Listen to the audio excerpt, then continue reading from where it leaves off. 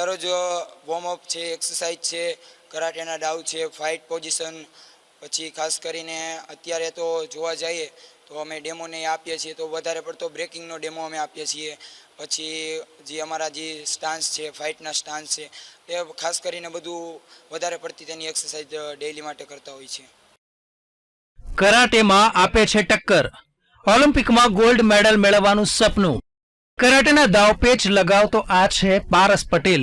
અદ્ભુત બ્રેકના દાવ કરી તેને પોતાનું જોશ બતાવ્યું છે કરાટેની રમતમાં. તાજેતરમાં યોજાયેલી કરાટે ટુર્નામેન્ટમાં પારસે ગોલ્ડ તેમજ સિલ્વર મેડલ પણ મેળવ્યા છે. હોસ્ટેલમાં રહીને ધોરણ 12માં અભ્યાસ કરતો પારસ પટેલ પહેલેથી જ કરાટેમાં ખૂબ જ રુચિ ધરાવતો હતો. ત્યારબાદ તેને કોચ સચિન ચૌહાણ તરફથી કરાટે માટેની ટ્રેનિંગ આપવાની શરૂઆત કરવામાં આવી. આ ખેલાડી રોજની 4 થી 5 કલાક તનતોડ મહેનત કરીને આ સ્તરે પહોંચ્યો છે અને રાષ્ટ્રીય સ્તરે પ્રસિદ્ધિ પ્રાપ્ત કરી છે.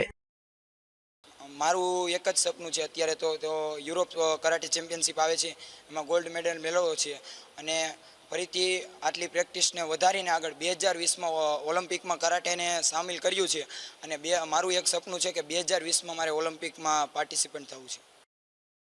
હાલમાં પારસ પટેલ અદ્ભુત બ્રેકના દાવ અને કરાટેના ડેમો બતાવી રહ્યો છે.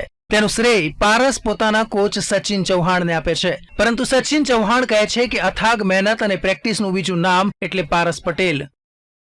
પહેલેથી જ એને એટલો ઇન્ટરેસ્ટ હતો કરાટેમાં, જે ખૂબ જ કિસ્સામાં કરાટેમાં બહુ આગળ ભવિષ્ય બનાવવું છે. તો એણે ઘણી મહેનત કરી. આઈ થિંક અત્યાર સુધીમાં સૌથી બેસ્ટ સ્ટુડન્ટ કહેવાય તો પારસ પટેલ, જેણે ખૂબ મહેનત કરીને આગળ સુધી પહોંચ્યો છે. માત્ર 17 વર્ષની વયમાં કરાટેના દાવ બતાવતો પારસ એટલો મજબૂત થઈ ગયો છે કે કોઈ પણ વ્યક્તિ તેની સામે આવે તેને કરાટેના દાવથી ટક્કર આપે છે. પારસનું એક જ સ્વપ્ન છે કે 2020માં રમાનારી ઓલિમ્પિકમાં ભારત માટે ગોલ્ડ મેડલ જીતે. કેમેરામેન ધવલ ગોંડલિયા સાથે કેવલ દવે, વીટીવી, રાજકોટ.